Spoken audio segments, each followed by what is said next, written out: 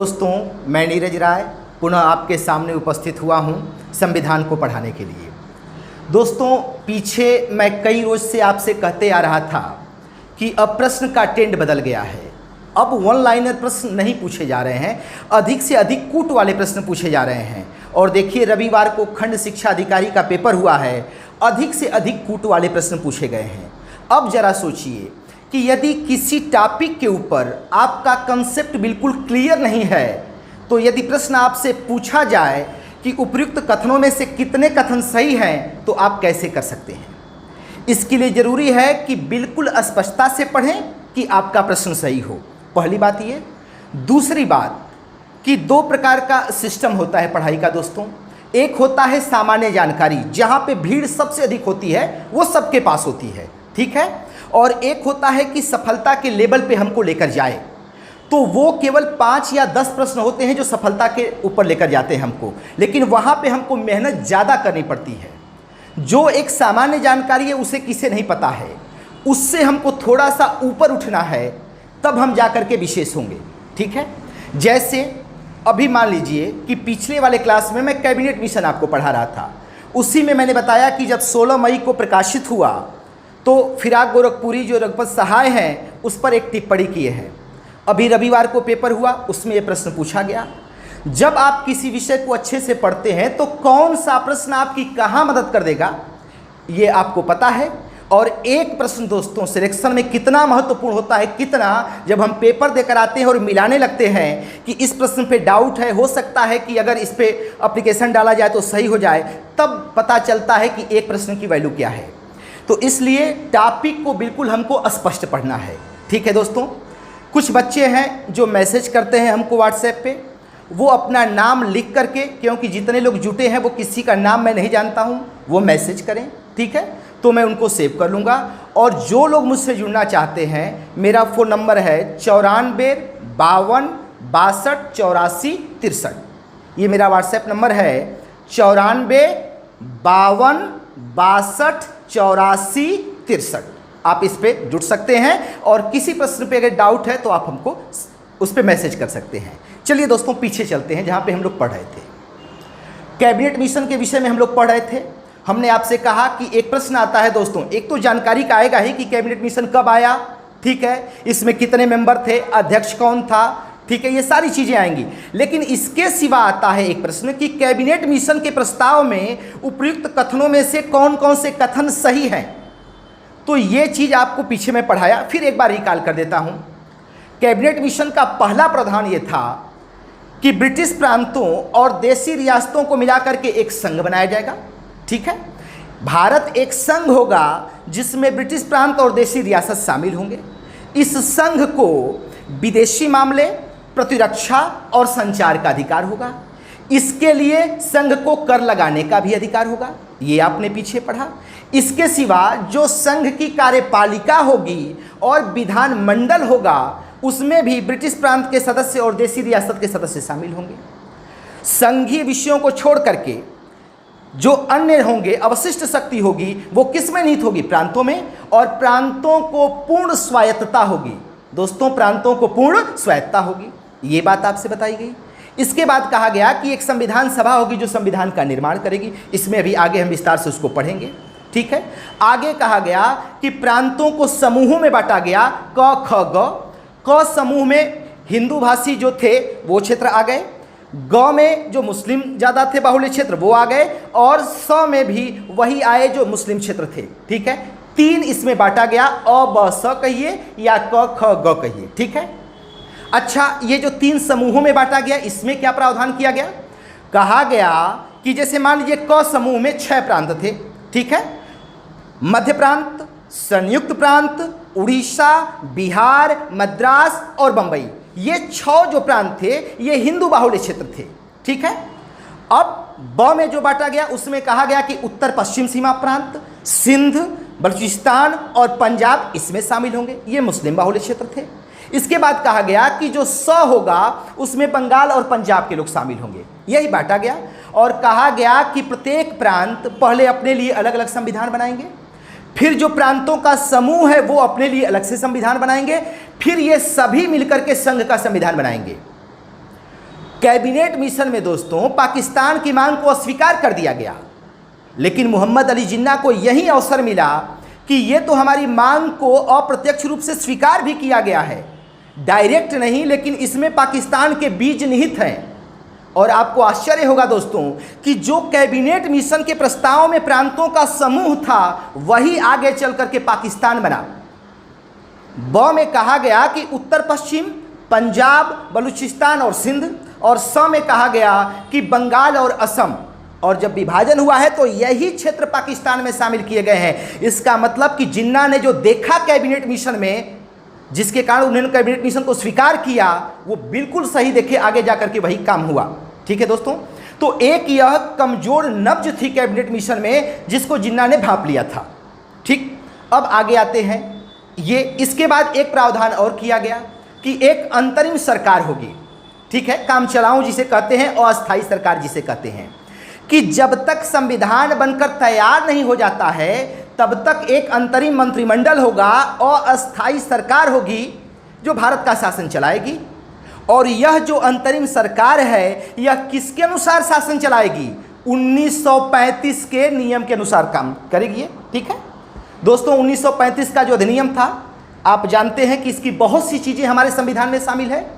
तो जो ये अंतरिम मंत्रिमंडल है, ये किन प्रावधानों के तहत काम करेगा? तो 1935 के अधिनियम के तहत।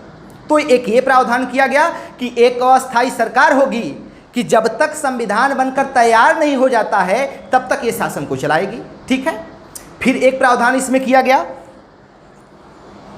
कि जो संघ का संविधान होगा, प्रांत 10 वर्ष पर इसके कुछ विषयों पर समीक्षा के लिए बैठक बुला सकते हैं। यह भी प्रांतों को एक विशेष अधिकार दिया गया कि जो संघ का संविधान होगा 10 वर्ष पर इसकी समीक्षा के लिए बैठक बुला सकते हैं। ठीक है, तो ये सारी चीजें किस में शामिल है? ये कैबिनेट मिशन में शामिल है। पीछे भी आपको बताए हैं और आज भी एक बार रिकॉल कर दिए। अब आते हैं अंतरिम मंत्रिमंडल पे, इसको समाप्त करते हैं, तब संविधान सभा और संविधान में आगे बढ़ जाएंगे। ठीक है दोस्तों, इसमें बहुत सी चीजें आपको मिलेंगी अंतरिम मंत्रिमंडल में। 2 सितंबर 1946 को जवाहरलाल नेहरू के निर्देशन में अंतरिम मंत्रिमंडल का गठन किया गया। 2 सितंबर 1946 को। यह डेट कई बार एग्जाम में पूछी गई है कि अंतरिम मंत्रिमंडल का गठन कब किया गया है। आप उत्तर लगाएंगे 2 सितंबर 1946 को।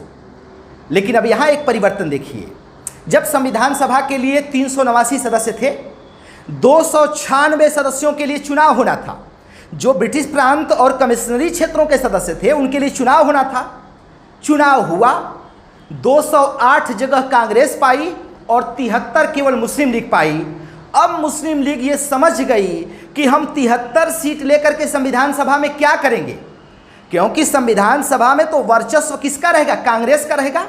अरे अकेले 208 सीटें अगर कांग्रेस है तो उस सभा में वर्चस्व किसका रहेगा? कांग्रेस का। अब मुस्लिम लीग इससे भगने लगी। ठीक है, इससे बाहर होने लगी और वो अंतरिम मंत्रिमंडल में भी शामिल नहीं हुई। संविधान सभा की जब पहली बैठक होती है तब भी उसमें शामिल नहीं होती है। ये आगे आप देखेंगे कि अंतरिम मंत्रिमंडल में भी शामिल नहीं हुई, और जब संविधान सभा की पहली बैठक होती है तब भी शामिल नहीं होती है। क्यों? क्योंकि अपनी स्थिति को मुस्लिम लीग ने कमजोर देख लिया। तो 2 सितंबर 1946 को जब अंतरिम मंत्रिमंडल बना तो मुस्लिम लीग इसमें शामिल नहीं हुआ। लेकिन बाद में मनोवल होने लगी, तब मुस्लिम लीग ने कहा कि यदि मुझे वित्त विभाग मिलेगा तो मेरे सदस्य इसमें शामिल होंगे, वरना शामिल नहीं होंगे। दोस्तों, जो अंतरिम मंत्रिमंडल था ये 14 सदस्यों का था। कहा गया कि जो अंतरिम मंत्रिमंडल होगा इसमें सदस्य कितने होंगे? 14 होंगे। लेकिन जब 2 सितंबर 1946 को इसका गठन किया गया तब इसमें केवल 12 सदस्य थे। 2 सीटें खाली रखी गई। ठीक है, और जब 26 अक्टूबर 1946 को मुस्लिम लीग के इसमें 5 सदस्य शामिल हो गए तो पुनः इसका पुनर्गठन किया गया अंतरिम मंत्रिमंडल का, क्योंकि वित्त विभाग किसको दे दिया गया? मुस्लिम लीग को दे दिया गया। ठीक है, और मुस्लिम लीग इस पे क्या हो गई? शामिल हो गई। तो पुनर्गठन कब इसका किया गया? 26 अक्टूबर 1946 को मुस्लिम लीग के इसमें 5 सदस्य शामिल होते हैं। प्रावधान कितने सदस्यों का था दोस्तों? 14 सदस्यों का। तो 12 सदस्य को लेकर के तो पहले गठित हो चुकी थी, 2 सदस्य खाली थे। ठीक है, अब 3 सदस्यों ने इस्तीफा दिया। किसने किसने इस्तीफा दिया?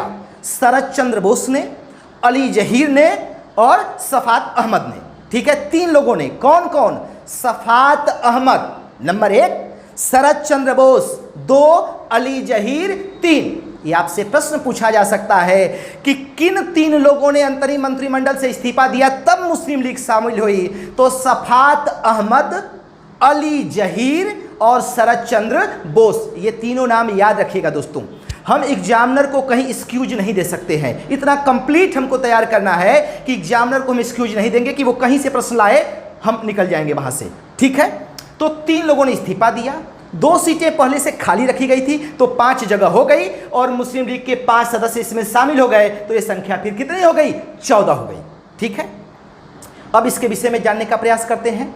तो जो ये अंतरिम मंत्रिमंडल थी ये एक अस्थायी सरकार थी और 1935 के अधिनियम के तहत ये कार्य करेगी। कब तक करेगी? जब तक संविधान बनकर तैयार नहीं हो जाता है। ठीक है, इस अंतरिम मंत्रिमंडल के जो अध्यक्ष थे लॉर्ड माउंटबेटन थे। ये कई बार प्रश्न पूछा गया है कि अंतरिम मंत्रिमंडल के अध्यक्ष या सभापति कौन थे? तो लॉर्ड माउंटबेटन अंतरिम मंत्रिमंडल के अध्यक्ष और सभापति थे। ठीक है, उपाध्यक्ष कौन थे या उपसभापति कौन थे? क्योंकि जवाहरलाल नेहरू के ही निर्देशन में बना था तो जवाहरलाल नेहरू इसके उपाध्यक्ष थे और उनके पास विदेश विभाग और राष्ट्रमंडल, विदेश विभाग और राष्ट्रमंडल।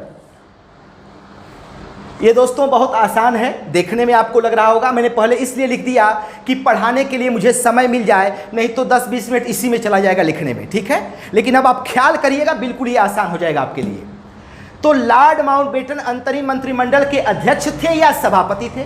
अब पूछता है कि भारत में जो पहली अंतरिम मंत्रिमंडल बनी है उसके उपसभापति या उपाध्यक्ष कौन थे? तो पंडित जवाहरलाल नेहरू हो जाएंगे। उपसभापति या उपाध्यक्ष कौन थे? पंडित जवाहरलाल नेहरू। और पंडित जवाहरलाल नेहरू के पास और विभाग कौन कौन से थे? तो विदेश विभाग और राष्ट्रमंडल भी किसके हाथ में था? जवाहरलाल नेहरू के हाथ में था। ठीक है, अब आप पीछे उठा करके प्रश्न देखिएगा, कितनी बार पूछा गया है कि अंतरिम मंत्रिमंडल में रेलवे विभाग किसके पास था, वित्त विभाग किसके पास था, कृषि विभाग किसके पास था? ये कई बार प्रश्न पूछे गए हैं। तो ये पहली बार भारत में एक मंत्रिमंडल बन रहा है और जिसके सदस्य भारतीय हैं, तो इतना तो हमको ख्याल करना ही पड़ेगा कि पहले पहले मंत्री किस किस विभाग के कौन कौन हो रहे हैं। ठीक है दोस्तों, तो जवाहरलाल नेहरू अंतरिम मंत्रिमंडल के उपाध्यक्ष थे, इनके पास विदेश मंत्रालय और राष्ट्रमंडल था। सरदार पटेल गृह मंत्री थे, गृह सूचना और प्रसारण मंत्री सरदार वल्लभ भाई पटेल। ठीक है, बलदेव सिंह रक्षा मंत्री थे, जैसा नाम वैसा गुण, बलदेव सिंह, और यहां रक्षा बल से अपने आप समझ सकते हैं, तो बलदेव सिंह रक्षा मंत्री थे। जगजीवन राम श्रम मंत्री थे, डॉक्टर राजेंद्र प्रसाद कृषि मंत्री थे, सी राजगोपालाचारी शिक्षा मंत्री थे, आसफ अली रेलवे मंत्री थे और CH भाभा कार्य खान और बंदरगाह मंत्री थे, जान मथाई उद्योग और आपूर्ति मंत्री थे। ठीक है, ये मुस्लिम लीग के सिवा 9 सदस्य हो गए माउंटबेटन को छोड़ करके। जो 14 सदस्य हो माउंटबेटन को अध्यक्ष को छोड़ करके हैं, तो ये 9 सदस्य हो गए। जवाहरलाल नेहरू उपाध्यक्ष थे, इनके पास विदेशी विभाग और राष्ट्रमंडल था। सरदार वल्लभ भाई पटेल के पास गृह सूचना और प्रसारण मंत्रालय था, बलदेव सिंह के पास रक्षा मंत्रालय था, जगजीवन राम के पास श्रम मंत्रालय था, राजेंद्र प्रसाद के पास कृषि मंत्रालय था, सी राजगोपालाचारी के पास शिक्षा मंत्रालय था। ठीक है, आसफ अली के पास रेलवे था, CH भाभा के पास कार्य खान बंदरगाह मंत्रालय था और जान मथाई के पास उद्योग और आपूर्ति मंत्रालय था। ठीक है, अब इतने मंत्रालय हैं और इतने नाम हैं, हम 2-3 बार विचार करेंगे तो ये बैठ जाएंगे। और अभी हम आपको बताते हैं कि कैसे बहुत आसानी से हमारे दिमाग में बैठेंगे। ठीक है, अब आते हैं मुस्लिम लीग के जो 5 सदस्य शामिल हुए हैं। 5 सदस्य कौन कौन से हैं? लियाकत अली, आई चुंदरीगर, गजनाफर अली, जोगेंद्र नाथ मंडल और अब्दुल रब नस्तर। ये 5 सदस्य मुस्लिम लीग के शामिल हुए 26 अक्टूबर 1946 को। कौन कौन से 5 सदस्य हैं दोस्तों? लियाकत अली, आई चुंदरीगर, गजनाफर अली, जोगेंद्र नाथ मंडल, अब्दुल रब नस्तर। अब इनके पास कौन कौन से विभाग थे? लियाकत अली अंतरिम मंत्रिमंडल में वित्त मंत्री थे। वित्त मंत्रालय किसके पास था? लियाकत अली के पास। ठीक है, आई चुंदरीगर के पास वाणिज्य मंत्रालय था। गजनाफर अली स्वास्थ्य मंत्री थे। जोगेंद्र नाथ मंडल विधि या कानून मंत्री थे और अब्दुल रब नस्तर संचार मंत्री थे। फिर एक बार चलते हैं आपके साथ कि जो मुस्लिम लीग के 5 सदस्य शामिल हुए उनके पास कौन कौन से मंत्रालय थे। चूंकि मुस्लिम लीग वित्त मंत्रालय के लिए पहले ही अड़ी हुई थी, तो लियाकत अली क्या थे? वित्त मंत्री थे। आई चुंदरीकर वाणिज्य मंत्री थे। गजनाफर अली स्वास्थ्य मंत्री थे। जोगेंद्र नाथ मंडल विधि या कानून मंत्री थे और अब्दुल रब नस्तर ये जो थे संचार मंत्री थे। ठीक है दोस्तों, ये 5 इनका मंत्रालय हो गया। तो 9-5 कितने हो गए? 14 हो गए। ठीक है, ये पहली जो अंतरिम मंत्रिमंडल भारत में बनी है उसके सारे विभागों का वर्णन है और सारे सदस्य हैं। अब इसमें बहुत सी चीज़ें आपको जाननी है जो बेहद जरूरी है। ये विभाग और ये चीज़ें तो आप 1-2 बार पढ़ेंगे तो अपने आप ख्याल में आ जाएंगी, और जब ये दोनों को मिलाकर पढ़ाएंगे तो अपने आप अभी आधा से ऊपर याद हो जाएगा, अभी का अभी क्लास में। ठीक है, अब आते हैं इस पे विचार करते हुए। पहले आइए सरदार पटेल पे विचार करते हैं। ठीक है, ज़्यादा इतिहास में नहीं घुसेंगे, जो इससे संबंधित है बंटवारे से और इससे उस पर हम चलेंगे। सरदार पटेल गृह सूचना और प्रसारण मंत्रालय इनके पास था। एक प्रश्न है कि सरदार पटेल को, ठीक है, रियासतों का मंत्रालय कब दिया गया? बहुत बेहतरीन प्रश्न है कि सरदार पटेल को रियासतों का मंत्रालय कब दिया गया?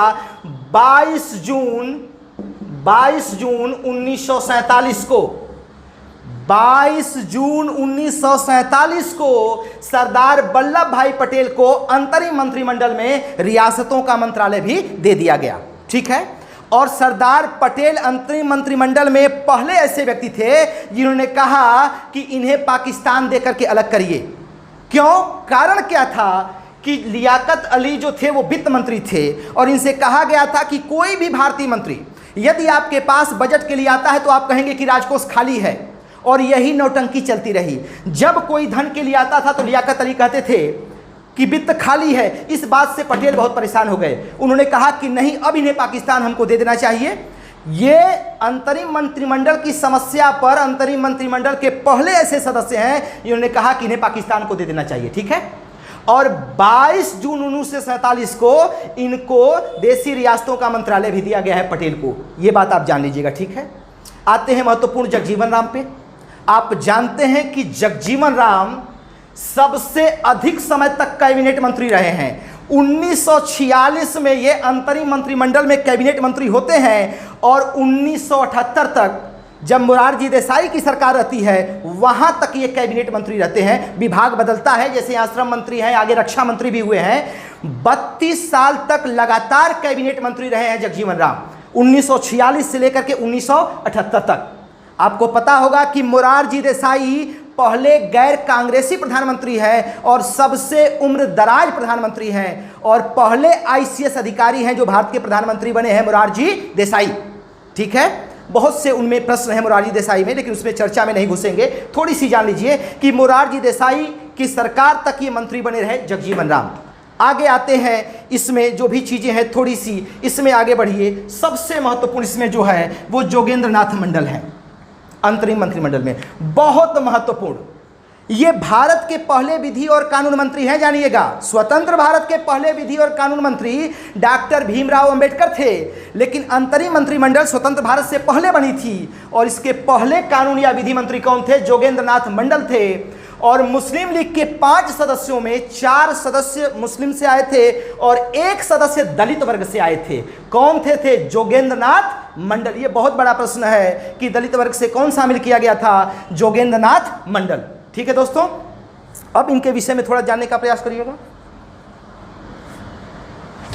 एक ऐसा व्यक्ति जो हिंदुस्तान में भी मंत्री रहा है और पाकिस्तान में भी मंत्री रहा है।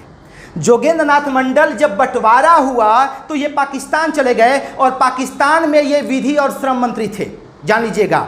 1947 से लेकर 1950 तक ये पाकिस्तान में भी मंत्री रहे, लेकिन 1950 में पाकिस्तान छोड़ करके फिर भारत आ गए, क्योंकि जिस उम्मीद से ये गए थे मुस्लिम लीग के साथ वो न्याय इनके साथ नहीं हुआ। जब ये मोहम्मद अली जिन्ना को अपनी रिपोर्ट सौंपे, कुछ हकीकत की, तो उस हकीकत पे ध्यान नहीं दिया गया, इनका विश्वास टूट गया और 1950 में ये वापस आ गए। जोगेंद्र नाथ मंडल 5 जो मुस्लिम लीग के सदस्य थे, इसमें एक दलित वर्ग से थे। और 1947 में जब भारत का बंटवारा हुआ तो ये पाकिस्तान चले गए, वहां भी मंत्री थे। लेकिन 1950 में पाकिस्तान से फिर भारत आ गए। अब यहाँ एग्जामिनर के लिए प्रश्न बनेगा कि नहीं बनेगा?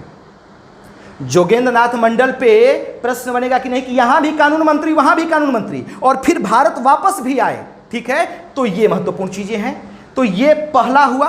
ठीक है, लेकिन इसी के साथ जब हमको स्वतंत्रता मिलती है, अगर दोनों मंत्रिमंडल को एक साथ पढ़ लेते हैं तो तुरंत हमको याद भी हो जाता है। ठीक है दोस्तों, अब आपको पता है कि 15 अगस्त 1945 को हमारा देश स्वतंत्र हुआ है। तो स्वतंत्र भारत का जो अंतरिम मंत्रिमंडल है, यहां मैंने इसको लिखा है, दोनों अगल बगल है। ठीक है, दोनों याद कैसे होगा? बहुत आसान है। जैसे आपने पढ़ा कि स्वतंत्रता से पहले जो अंतरिम मंत्रिमंडल है, नेहरू उसके उपाध्यक्ष थे, उनके पास विदेशी मामले थे और राष्ट्रमंडल थे। स्वतंत्र भारत का जो अंतरिम मंत्रिमंडल है, उसमें भी नेहरू के पास वही डिपार्टमेंट है। तो नेहरू को याद ही नहीं करना है। सरदार पटेल गृह सूचना प्रसारण मंत्री हैं स्वतंत्रता से पहले, और स्वतंत्रता के बाद भी गृह मंत्री सरदार पटेल ही हैं, यह भी आपको याद नहीं करना है। बलदेव सिंह स्वतंत्रता से पहले अंतरिम मंत्रिमंडल के रक्षा मंत्री थे, और स्वतंत्र भारत की जो अंतरिम मंत्रिमंडल बनी है उसमें भी रक्षा मंत्री कौन है? बलदेव सिंह है, यह भी नहीं याद करना है। जगजीवन राम स्वतंत्रता से पहले भी श्रम मंत्री हैं और स्वतंत्रता के बाद भी श्रम मंत्री हैं, तो इसे भी नहीं याद करना है। डॉक्टर राजेंद्र प्रसाद स्वतंत्रता से पहले अंतरिम मंत्रिमंडल के कृषि मंत्री हैं और स्वतंत्रता के बाद भी कृषि मंत्री हैं। तो इतना तो नाम पहले से ही क्लियर है कि जवाहरलाल नेहरू के पास विदेशी मामले थे, राष्ट्रमंडल थे और उपाध्यक्ष थे। तो स्वतंत्रता के बाद जो अंतरिम मंत्रिमंडल बनी है उसमें भी वही डिपार्टमेंट उनके पास। अंतरिम मंत्रिमंडल में बलदेव सिंह रक्षा मंत्री थे, तो स्वतंत्र भारत का जो अंतरिम मंत्रिमंडल है उसमें भी रक्षा मंत्री हैं। सरदार पटेल अंतरिम मंत्रिमंडल में गृह सूचना प्रसारण मंत्री थे, तो स्वतंत्र भारत के भी गृह मंत्री सरदार पटेल है पहले। जगजीवन राम श्रम मंत्री उसमें भी, तो स्वतंत्र भारत में भी श्रम मंत्री। राजेंद्र प्रसाद कृषि मंत्री इसमें, तो कृषि मंत्री इसमें भी। अब तो नाम इतने चर्चित हैं कि वो आपको एक बार में याद हो जाएंगे, एक बार में याद हो जाएंगे। कौन नहीं जानता है कि डॉक्टर भीमराव अंबेडकर पहले विधि या कानून मंत्री, भारत के स्वतंत्र भारत के पहले विधि या कानून मंत्री कौन थे? डॉक्टर भीमराव अंबेडकर। स्वतंत्र भारत के पहले शिक्षा मंत्री कौन हैं? मौलाना अबुल कलाम आजाद। ये तो जो ऊपर की चीजें हैं इसमें भी वर्णन हुई है, तो आपको क्लियर हो गया। ठीक है दोस्तों, अब जो आगे बढ़ते हैं, ये विभाग इतने चर्चित हैं, ये व्यक्ति इतने चर्चित हैं कि एक ही बार में आपके दिमाग में फिट हो जाएगा।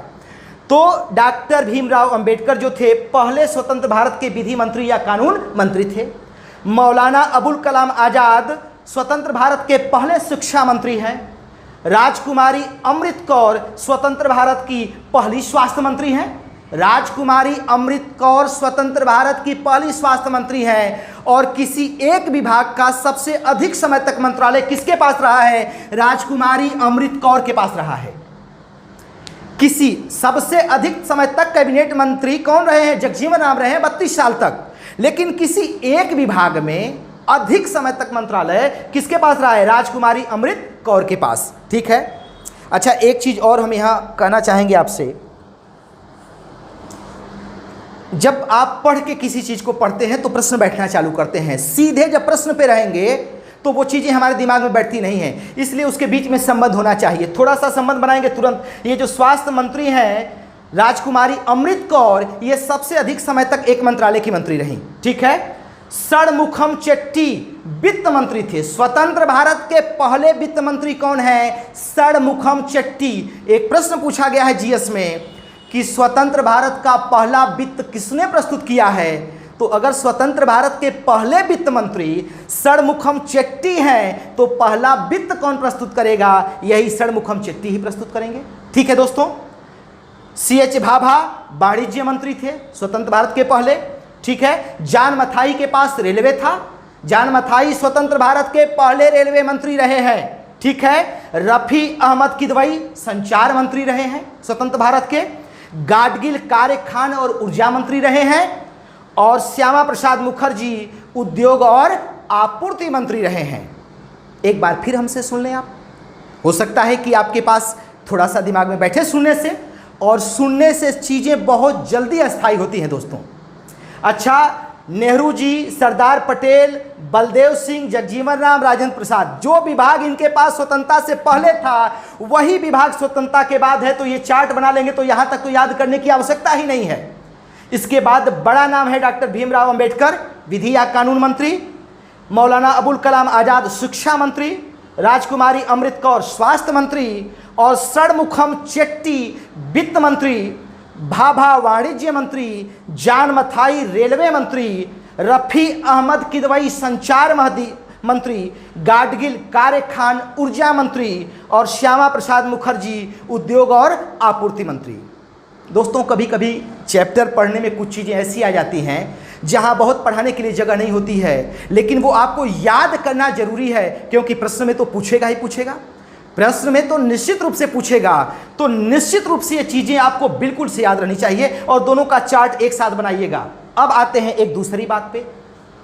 जब भारत स्वतंत्र हुआ 15 अगस्त, ठीक है, तो 15 अगस्त से, उससे पहले तो लॉर्ड माउंटबेटन जो है, ठीक है, भारत के वायसराय हैं ही, लेकिन यहाँ 15 अगस्त के बाद से और 20 जून 1948 तक, 20 जून 1948 तक ये अंतरिम मंत्रिमंडल के अध्यक्ष रहते हैं। 20 जून 1948 के बाद अंतरिम मंत्रिमंडल का जो अध्यक्ष या सभापति हैं वो सी राजगोपालाचारी होते हैं। तो स्वतंत्र भारत का पूछता है कि अंतरिम मंत्रिमंडल जो बनी उसके अध्यक्ष या सभापति कौन है, तो सी राजगोपालाचारी हो जाते हैं।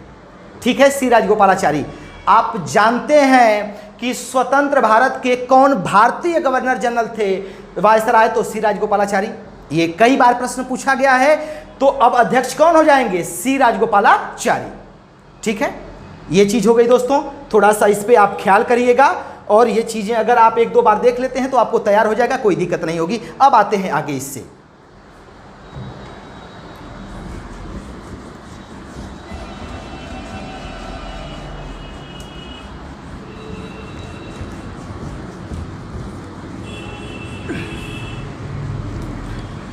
दोस्तों, अब हम लोग संविधान सभा के विषय में पढ़ेंगे, लेकिन उसमें एक बार संविधान सभा के सदस्यों की संख्या अलग रहेगी, बंटवारे के बाद अलग हो जाएगी।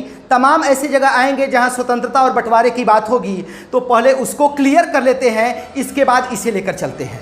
ठीक है दोस्तों, चलिए उसको लेकर आगे बढ़ते हैं हम। मार्च 1947 को लुईस माउंटबेटन भारत के गवर्नर जनरल बनकर आए। 23 मार्च को वो शपथ लेते हैं माउंटबेटन और भारत के गवर्नर जनरल बनते हैं। इनको निर्देश देकर भेजा जाता है कि आप जाएंगे तो ऐसा प्रयास करेंगे कि बंटवारे की बात न उठे। ठीक है, इस निर्देश से इनको भेजा गया, बंटवारे के लिए नहीं भेजा गया। अब देखिए यहाँ पे दो प्रश्न बहुत ही महत्वपूर्ण है, इसको समझने का प्रयास करिएगा। इनको भेजा गया इसलिए कि जो ये बंटवारे की बात हो रही है इसको किसी प्रकार से सुलझा करके सबको एक मत आप करें, ये निर्देश देकर भेजा गया। लेकिन जब लॉर्ड माउंटबेटन भारत आए तो इन्होंने स्थिति का जब जायजा किया तो इनको लग गया कि बिना बंटवारे के तो कोई रास्ता ही नहीं है। पुनः ये लंदन वापस रिटर्न जाते हैं और एक प्लान प्रस्तुत करते हैं। 3 जून 1947 को एक प्लान प्रस्तुत करते हैं। इस प्लान का नाम है माउंटबेटन प्लान और इसे गुप्त नाम दिया गया था बाल्कन प्लान। बाल्कन प्लान, ये भी आपकी परीक्षा में पूछा गया है कि बाल्कन प्लान किससे संबंधित है, बंटवारे से संबंधित है। तो माउंटबेटन प्लान किससे संबंधित है, भारत पाकिस्तान के बंटवारे से संबंधित है। कब यह लाया गया, 3 जून 1947 को।